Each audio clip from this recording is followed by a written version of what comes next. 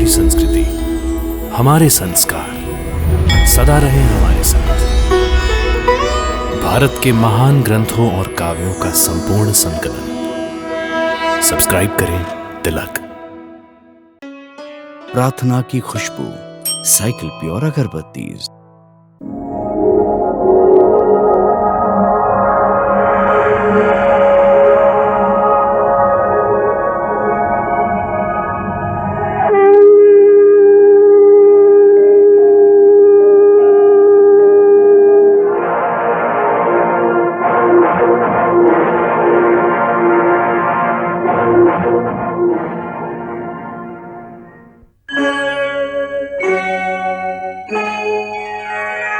कृष्णा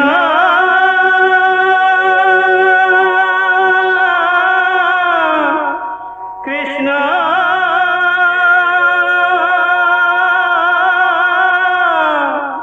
हरे कृष्णा हरे हरे।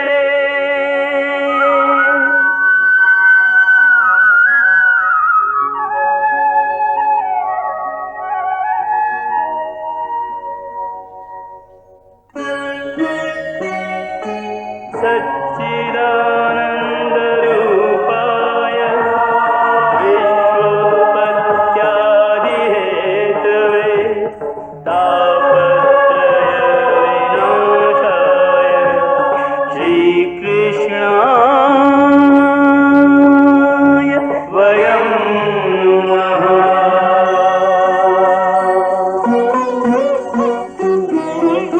श्रीकृष्ण गोविंद हरे मुरारे, हे नाथ नारायण वासुदेव। हरे कृष्ण राधे राधे कृष्ण कृष्ण हरे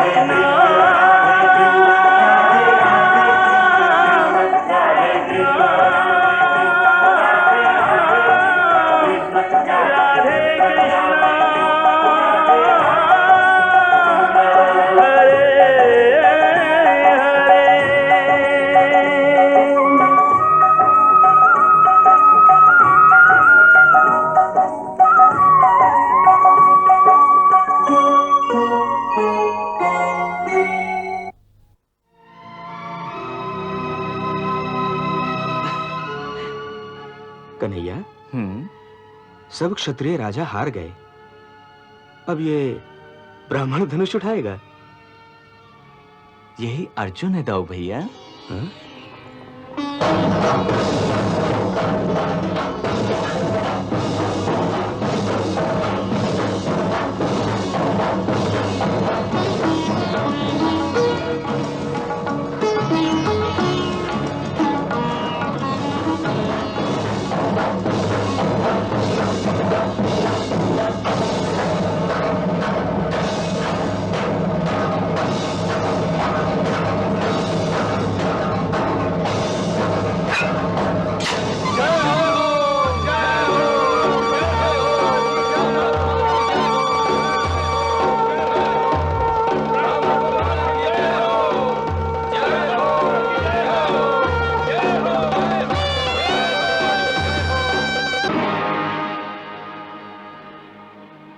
क्या पांडव जीवित हैं?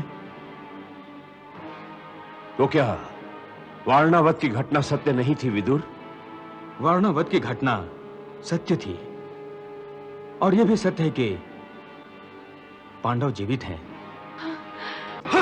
मामाश्री, सुना आपने? पांडव जीवित हैं। कैसे हो सकता है भांजे? ऐसा कैसे हो सकता है? हो सकता नहीं, हुआ है। उस दिन पांचाल कुमारी को वरण करने वाला ब्राह्मण वेश में अर्जुन ही था और कोई नहीं। मगर भांजे, वो पहचान में तो नहीं आ रहा था। यही तो आश्चर्य है। आप जो चाल चलते हैं उसका फल उल्टा मिलता है। पहचान में भी भूल कर जाते हैं आप बाबाश्री। आप लोग कल्पना कीजिए, अगर हस्तिनापुर से कोई संदेश वाहक ना आया तो आप जान लें कि हम युक्ति से ही नहीं, शक्ति से भी पांडवों का अधिकार दिलाने में समर्थ हैं। इन्हें इनका अधिकार पूरे सम्मान के साथ मिलना ही चाहिए। महाराज, हमें बहू को वहां से लाने के लिए हाथी, घोड़े और सेना की एक टुकड़ी भेजनी चाहिए, जो हमारी पुत्रवधू को आदर सहित हस्तिनापुर लेकर आए। अवश्य। युवराज युधिष्ठिर की जय, भगवान अर्जुन की जय, भगवान धृष्टद्युम्न की भगवान भीम की जय, श्री कृष्ण की जय, श्री कृष्ण की जय, रानी कुंती की जय, महारानी द्रौपदी की जय, महारानी द्रौपदी की। मैं इस बात से पूर्ण आनंदित हूं कि मुझे मेरे पुत्र सुरक्षित मिल गए।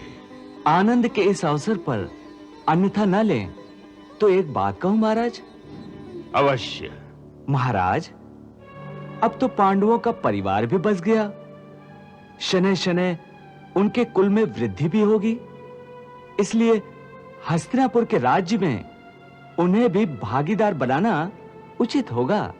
भागीदार? भागीदार क्यों? वे हमारे पुत्र हैं, और पिता और पुत्र के बीच में भागीदारी कैसी? भागीदारी का अर्थ है उनकी स्वतंत्र सत्ता, उनके व्यक्तित्व को निखरने का अवसर देना, और परंपरा भी यही रही महाराज। परंतु इसमें शंका किस बात की है? तो फिर हस्तिनापुर राज्य को 2 बराबर भागों में बांट देने में कौन सी असुविधा है? नगर का भी बंटवारा किया जा सकता है। तो पांचाल के युवराज हमारे राज्य का बंटवारा कराने आए हैं? नहीं महाराज, युवराज धृष्टद्युम्न तो पांडवों को एक स्वतंत्र राजा देखना चाहते हैं और अपनी बहन को पटरानी। मुझे इसमें क्या आपत्ति हो सकती है, परंतु मैं हस्तिनापुर का बंटवारा नहीं कर सकता। हस्तिनापुर हम कुरुवंशियों का प्राण है, धड़कन है। इसकी ईंट ईंट में हमारे कुल की यश गाथा के प्रमाण हैं। मैं हस्तिनापुर का बंटवारा नहीं सह सकता। तो फिर पांडवों को जो भी भूभाग आप सौंपेंगे वो उन्हें स्वीकार होगा।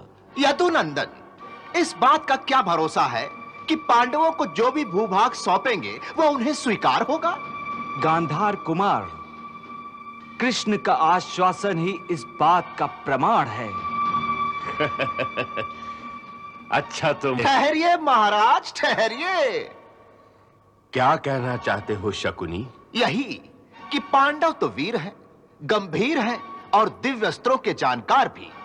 वे तो राज्य के अनुपयोगी भूभाग को भी संपन्न बना सकते हैं, खंडहरों में भी सोने की नदियां बहा सकते हैं। अगर राज्य को ही समृद्ध करना है तो उन्हें कोई ऐसे भूभाग को सौंपा जाना चाहिए जिसमें वो अपनी शक्ति का पूरा प्रदर्शन कर सकें। हाँ जीजा श्री, पूरा प्रदर्शन। तुम ठीक कहते हो शकुनी। मुझे भी पांडवों पर पूरा भरोसा है, इसलिए मैं अपने पूर्वजों के पुरातन नगर खांडव वन को उन्हें सौंपता हूं, और उसके साथ लगे भूभाग को भी। वाह जीजा श्री वाह, क्या सोचा है। मेरे प्रिय भांजे, 5 पांडव निश्चय ही वहां हस्तिनापुर से भी श्रेष्ठ नगर बसा लेंगे। हाँ महाराज, मुझे और धृष्टद्युम्न दोनों को आपका निर्णय स्वीकार है।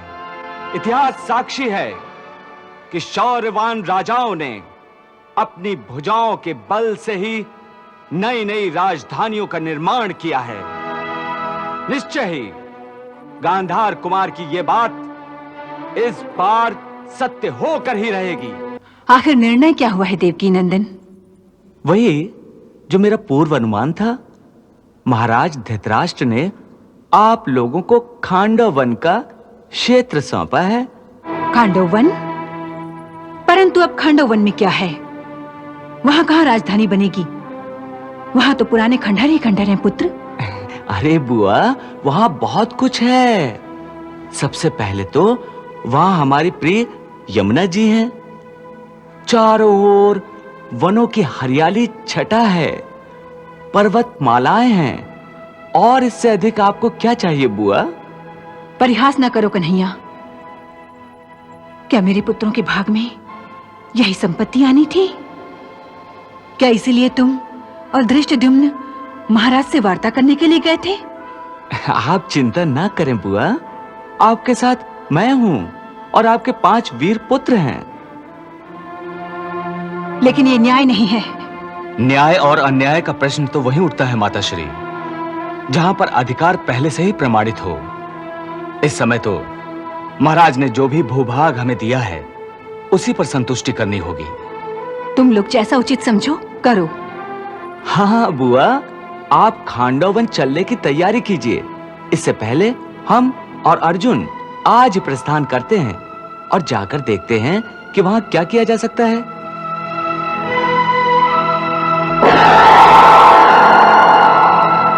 बंटवारा हुआ राज का, गुरुजन हुए आश्वस्त,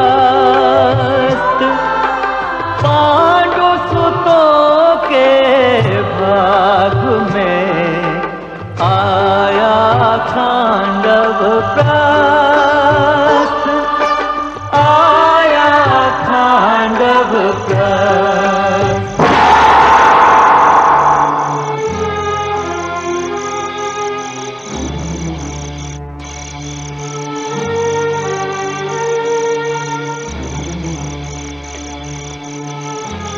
लो, ये है तुम्हारा खांडव प्रस्थ।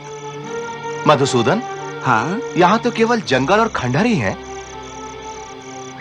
इन जंगलों और खंडहरों में राजधानी का निर्माण कैसे संभव है? संभव है, सब कुछ संभव है। मनुष्य के दृढ़ निश्चय के आगे कुछ भी असंभव नहीं रहता पार्थ।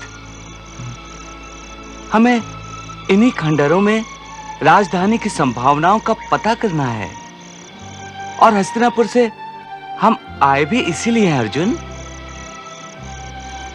चलो चलिए।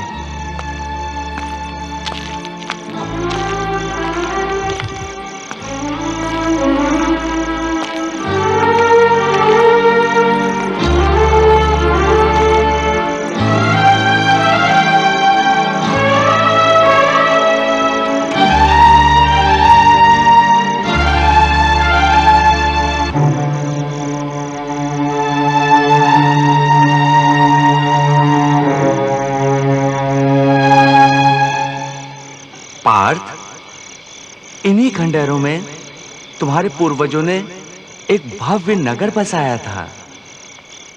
कल्पना करो, उस काल में उन्हें किन किन कठिनाइयों का सामना करना पड़ा होगा। मधुसूदन, इस कार्य में अवश्य दैवी शक्तियों ने सहायता की होगी।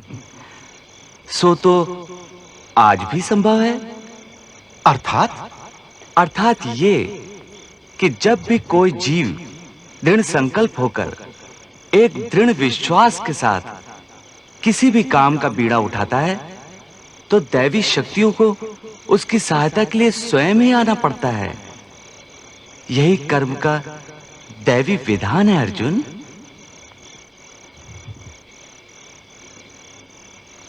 मैं देव शिल्पी विश्वकर्मा का आवाहन करता हूं।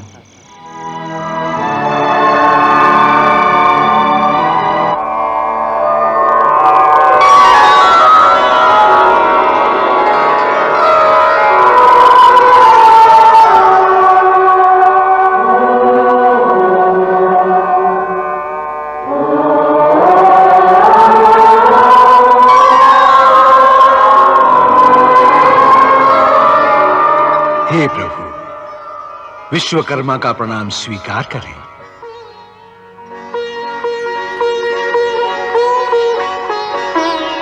आज्ञा करें देव, विश्वकर्मा को किस निमित्त स्मरण किया गया है? हे देवशिल्पी, पहले आपने मेरे कहने से द्वारिकापुरी का निर्माण किया था। हाँ। अब आपको इसी वन प्रांत में पांडवों के लिए एक भव्य राजधानी का निर्माण करना है।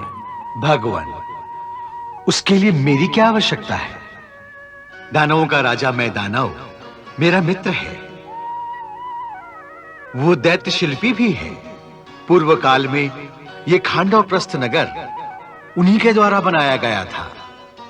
वे इस भूमि के चप्पे चप्पे से परिचित हैं प्रभु, और इन दिनों इसी वन में विहार भी कर रहे हैं। तो आप शीघ्र उसका आह्वान करें। हमें अति शीघ्र एक वैभवशाली राजधानी चाहिए। जय श्री प्रभु की आज्ञा।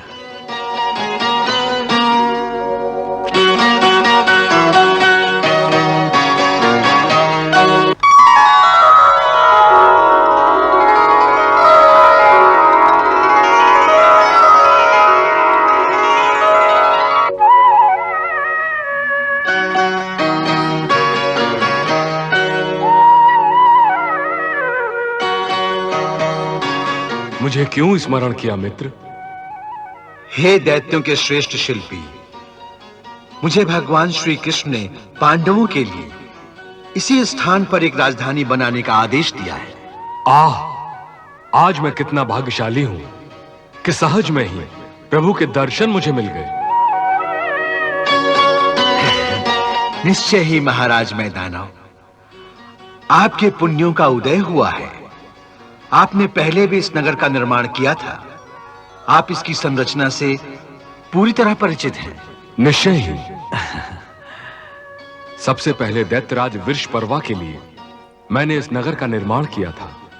इसके बाद अनेक सूर्यवंशी सम्राटों ने यहां शासन किया था। महाराज वृषपर्वा, जो देवासुर संग्राम के एक योद्धा थे?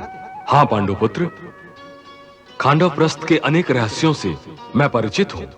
निश्चय ही दानवराज में यहाँ की भूमि में छिपी अनेक बातों को जानते हैं। ये हमारे सहायक भी होंगे। भगवान, विश्वकर्मा जिस रहस्य की ओर संकेत कर रहे हैं वो मैं समझ गया। वास्तव में इस खंडहर के नीचे दैत्यवंश का बहुत बड़ा खजाना छुपा कर रखा गया था। तो आपको उस स्थान का पता है जहां वो खजाना छुपाया गया था? जी। तो हमें भी वहां ले चलिए। परंतु मैं एक सीमा तक ही जा सकता हूं। उसके आगे मेरा जाना असंभव है। वो क्यों? क्योंकि उस खजाने की रक्षा तक्षक नाग करते हैं। वो किसी को आगे जाने नहीं देते।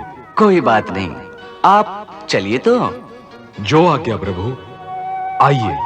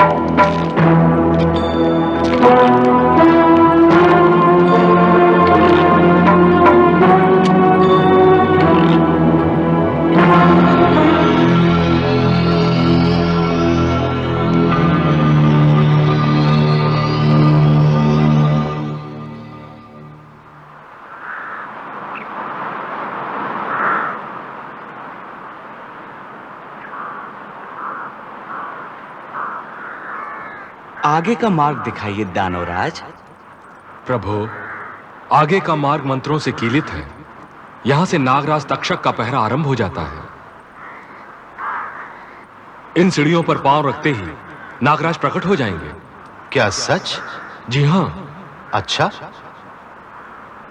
तो मैं सीढ़ियों पे पांव रखता हूं।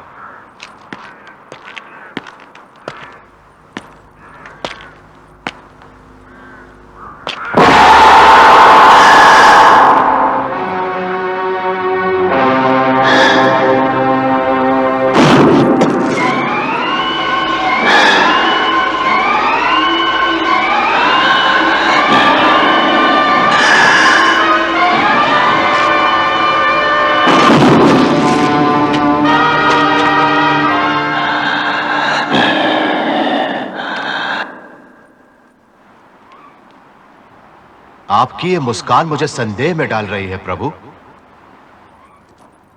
आप अगर आज्ञा दें तो मैं नागराज को उनके परिवार सहित यमलोक पहुंचा दूं। नहीं अर्जुन, नहीं। नागराज ने तुम्हें कोई क्षति नहीं पहुंचाई और किसी भी प्राणी को बिना अपराध मारना उचित नहीं। तुम उनसे मार्ग छोड़ने की प्रार्थना करो अर्जुन। जो आज्ञा मधुसूदन।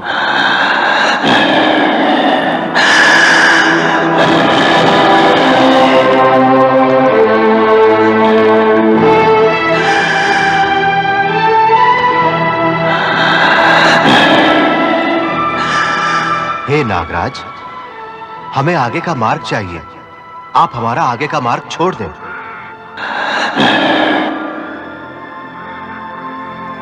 अर्जुन, नागराज तक्षक नागों के राजा हैं और देवराज इंद्र के परम मित्र भी।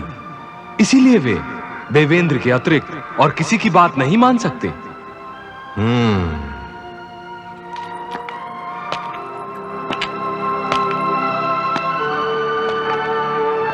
अच्छा, तो आप इसीलिए मुस्कुरा रहे थे देवकी नंदन? हाँ, मैं जानता हूं नागराज तक्षक चाहते तो तुम पर आघात कर सकते थे पार्थ, परंतु जानते हो उन्होंने ऐसा क्यों नहीं किया? क्यों नहीं किया? इसलिए कि उन्हें तुम्हारी छवि में देवराज इंद्र की छवि दिखाई दे रही थी।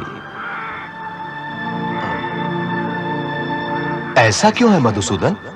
ऐसा इसलिए है क्योंकि कुंती बुआ ने देवराज इंद्र के आशीर्वाद से ही तुम्हें प्राप्त किया था। इसलिए देवराज इंद्र तुम्हारे धर्म पिता भी हैं। तो प्रभु, अब इंद्रदेव का आवाहन कीजिए ताकि आगे का मार्ग निष्कंटक हो सके। तुम ठीक कहते हो देवशिल्पी।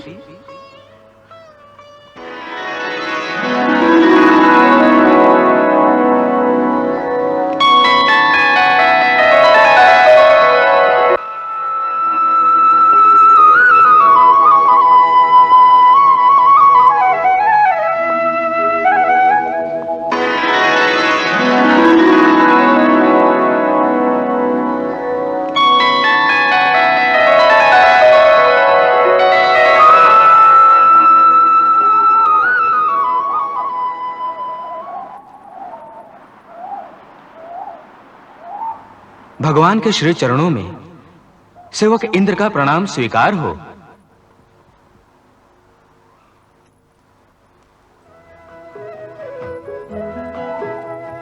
मृत्यु लोक में मेरे स्मरण का कारण प्रभु? देवराज, पहले अपने पुत्र अर्जुन का प्रणाम स्वीकार कीजिए।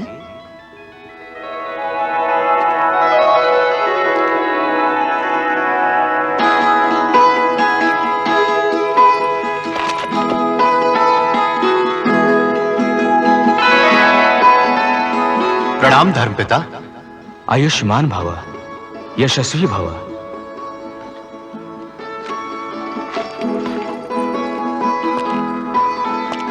देवराज, आपकी पूर्व प्रार्थना के अनुसार ही मैं पांडुपुत्र अर्जुन की सहायता के लिए खांडवप्रस्थ आया हूं।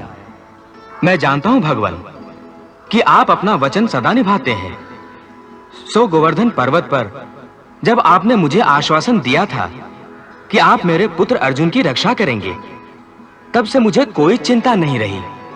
देवराज, आप तो जानते ही होंगे कौरव राज्य का बंटवारा हो गया है।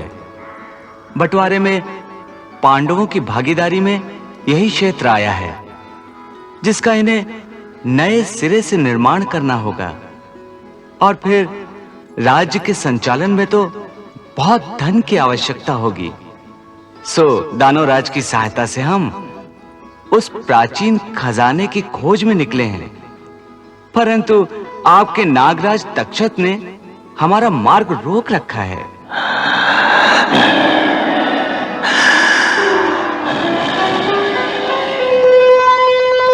मित्र तक्षक, ये साक्षात भगवान श्री कृष्ण हैं। इन्हें प्रणाम करो।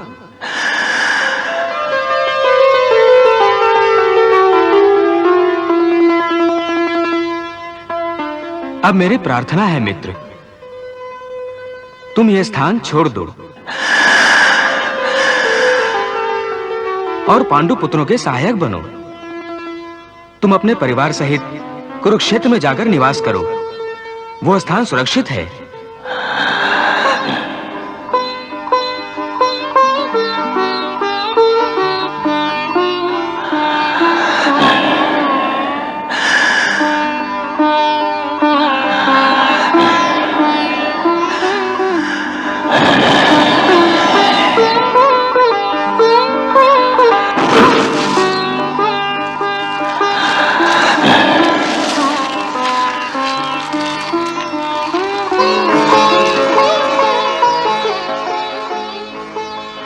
लीजिए प्रभु, यह सारा खजाना आपका है। देवराज, आपकी सहायता का हम आभार प्रकट करते हैं। भविष्य में इस नगर का नाम इंद्रप्रस्थ होगा। यह कहकर आपने जो मुझे सम्मान दिया है, उसके लिए मैं कैसे कृतज्ञता प्रकट करूं? हां, इतना अवश्य कह सकता हूं कि पांडवों के राज्य में खूब वर्षा करके इसे सदैव धन धान्य से भरपूर रखूंगा। आपकी सहायता से तो इंद्रप्रस्थ आर्यावर्त के सभी राज्यों से अधिक धनवान हो जाएगा देवराज। अर्जुन, अपने धर्मपिता का आभार मानो।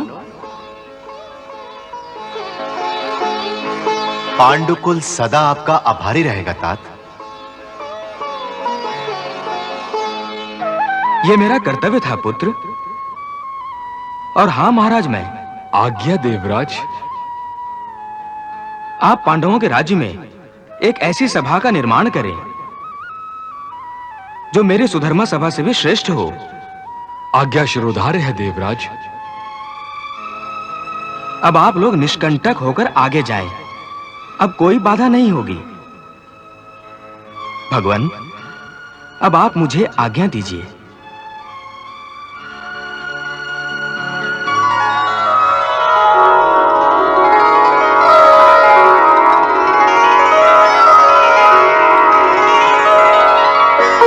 चलिए प्रभु।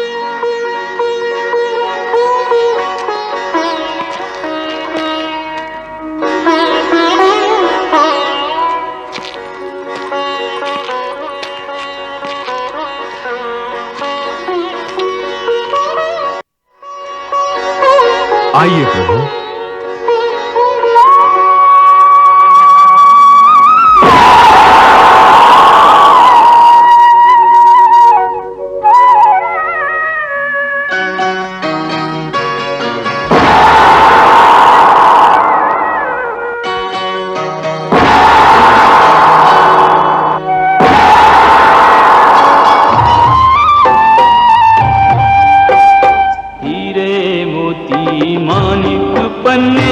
अतिशय रत्नों के ढेर लगे हैं, अतिशय रत्नों के ढेर लगे हैं। संपत्ति देख अपार यहाँ की, देखने वालों के नैन ठगे हैं, देखने वालों के नैन ठगे हैं। इस माया की रखवाली को, इस माया की रखवाली को तक्षक नाग सदैव जगे हैं।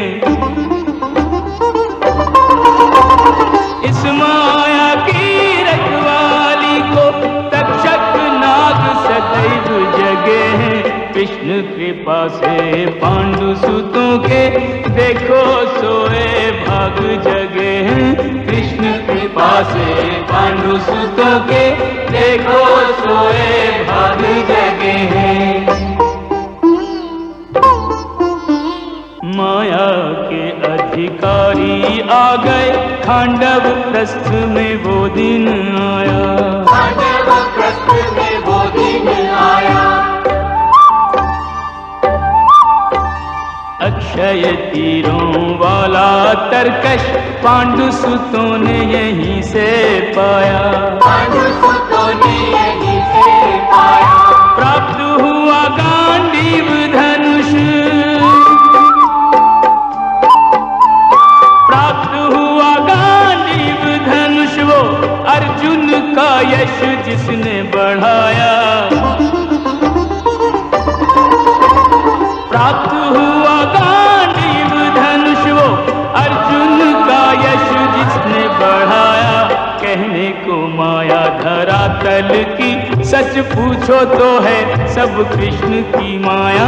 कहने को माया धरातल की, सच पूछो तो है सब कृष्ण की माया।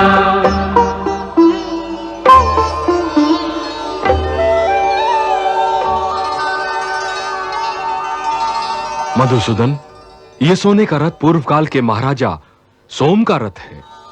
ये आपको मनचाही जगह पर ले जाने के लिए समर्थ है। और ये कौमुद की गदा है। इसके प्रहार की शक्ति अद्भुत है। इस समय पांडुपुत्र भीम के अतिरिक्त कोई इसे उठाने की शक्ति नहीं रखता। मैंने स्वयं इसका निर्माण किया है। और ये गांडीव धनुष है। इसे दैत्यराज वृषपर्वा ने भगवान शंकर की आराधना से प्राप्त किया था।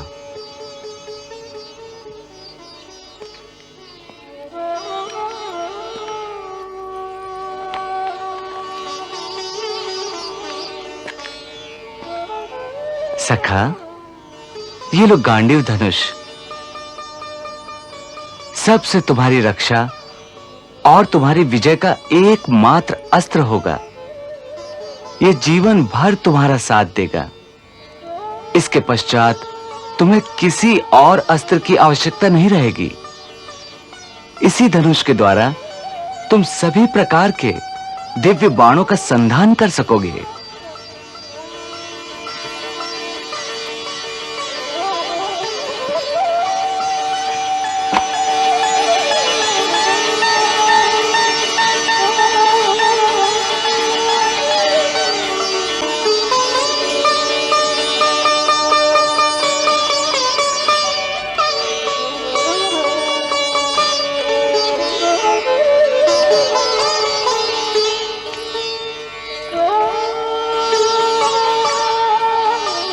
ये अक्षय तरकश भी ग्रहण करो अर्जुन।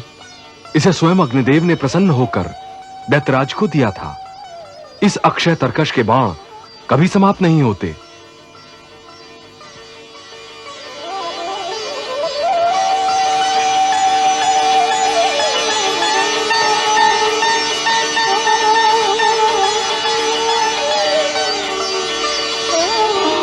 आज से आप लोग इस समस्त संपत्ति के अधिकारी हो गए हैं पांडुपुत्र। महाराज, तुम्हारी इस कृपा का हम प्रतिदान तो नहीं दे सकते। हां, इतना अवश्य कह सकते हैं कि तुम्हारे किसी संकट के समय मैं और अर्जुन तुम्हारे स्मरण मात्र से वहां पहुंच जाएंगे।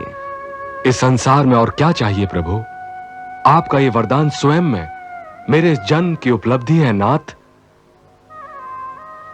आप लोग इस संपत्ति को संभालिए और मुझे देवराज इंद्र की आज्ञा का पालन करने के लिए सभा निर्माण हेतु जाने की आज्ञा दीजिए।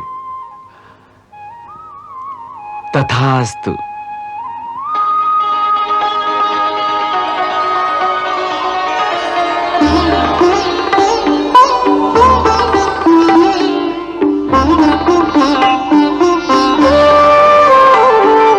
मिले सृजन के कार्य को देवासुर के हाथ, नगर विश्वकर्मा गढ़े मैं दानव के साथ, मैं दानव के साथ।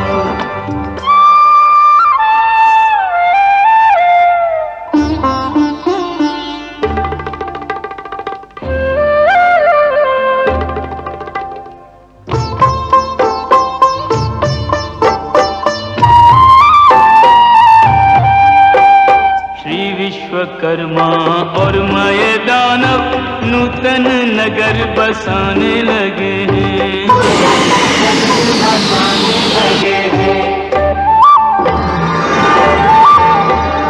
भारत महलोद्यान सरोवर सब यथास्थान सजाने लगे हैं। सब यथास्थान सजाने लगे हैं। ज्ञान विज्ञान के अनुसंधान के,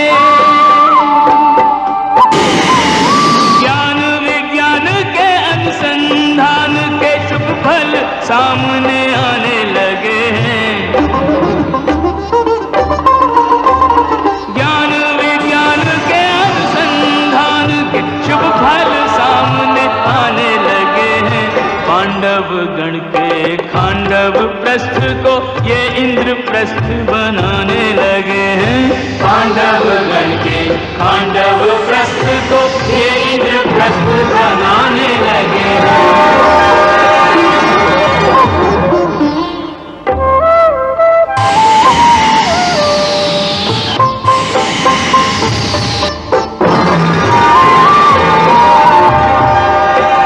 वास्तुकला का अपूर्व अनूठा श्रेष्ठ उदाहरण मिल गया भाई। श्रेष्ठ उदाहरण मिल गया भाई। दोनों शिल्पियों के मानस में आन विराजी है शारदा माई। आन विराजी है शारदा माई। कृष्ण की कल्पना, कृष्ण की प्रेरणा, कृष्ण की कल्पना, कृष्ण की प्रेरणा, कृष्ण की शक्ति बड़ी काम आई। कृष्ण की कल्पना, कृष्ण की प्रेरणा, कृष्ण की शक्ति बड़ी काम आई। दिव्य नगर ने त्रिभुवन में सर्वोत्तम नगर की संज्ञा पाई। दिव्य नगर ने त्रिभुवन में सर्वोत्तम नगर की संज्ञा पाई।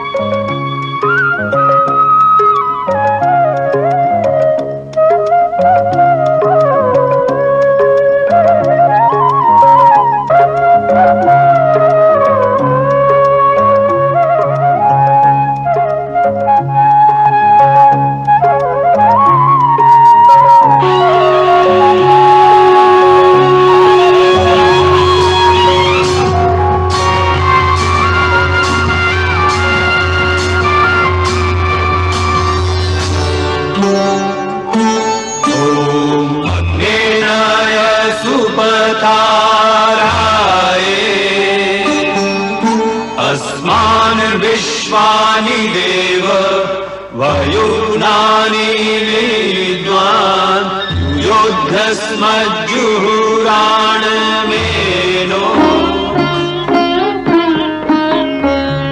इंद्रप्रस्थ के राजमहल के प्रवेश द्वार पर इस शुभ घड़ी में आप सबका स्वागत है।